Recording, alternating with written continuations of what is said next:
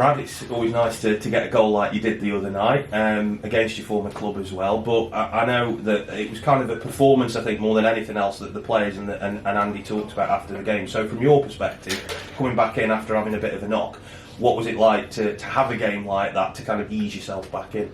No, I mean it was a brilliant game for us personally as a club. I think the sort of transition of what we're trying to do with keeping the ball a lot more was a perfect example Tuesday night. Thought we controlled the majority of the game, and obviously to score at the end was just the icing on the cake. I can see you've got a smile on your face when you're thinking about that goal now, but that is something you've got in your locker, isn't it? I suppose it's just a matter now of when you're on the pitch, you will always try something like that because it is in your armoury, I suppose. Yeah, I mean, if I'm ever in the position to get forward and have a chance to shoot a goal, I'll take it happily. But no, like you say, I just think the performance was a brilliant performance, and it was a great night of football.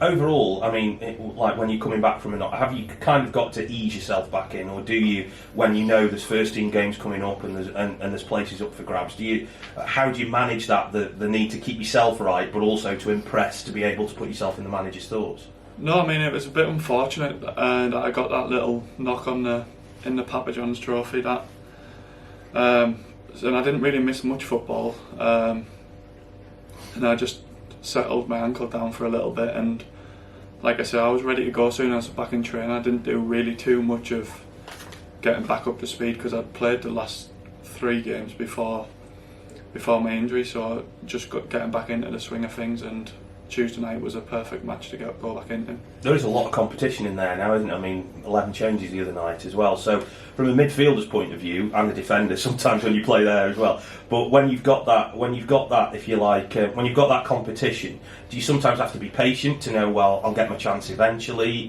How as a footballer do you kind of have that in your head when you know there's a lot of people all vying for the same spot? No, it is. The competition's really good. Like I said on the last time I spoke to you, competition will make you better as a player, and it'll make people who are playing a better player, because if you don't keep your position in the squad, there's always someone waiting to come in. So like you say, the competition's really good in all parts of the squad really, so yeah, it's all good. I know you smiled again when we said about you playing at centre back, because that has happened occasionally, but what are the differences when you play that role? Are there many differences for what you have to do in those 2 different jobs on the pitch?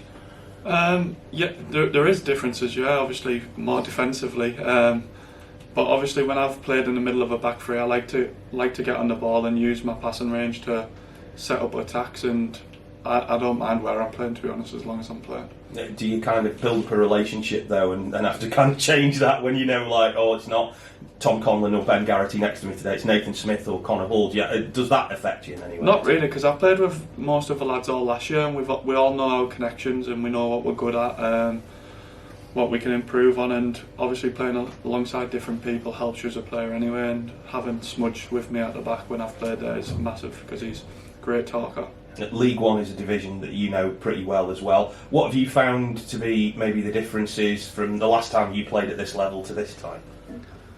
No, I mean, like I said before, it's a very tough league. There's some very big clubs in this league, and like you see on the next couple of games we've got coming up, it's going to be a good challenge to see where we're at. But I feel like there's not much of a difference really in this style of players. It's just the big clubs, the tempo's a bit different, but I think we've been a good match for everyone we've played so far, barring the Exeter game. I think we've been in every single game what we've came up against, and we're not far away at all of getting some good results. The next 3, I suppose, are kind of why you want to be in this league, aren't you, against the sides that are probably going to be up there, and you as players can test yourself against some of the best the division's got to offer. Yeah, well, exactly that really. The best teams in this league we're going to face, and it's a good chance for all of us to test and see where we're at physically, and hopefully we can give them good games. Yeah. Some of the lads who maybe aren't used to it, do you have a responsibility to try and help them through it, like you said with the tempo games, maybe the bigger crowds? Do you kind of help some of the lads who haven't played at this level before manage their way through that?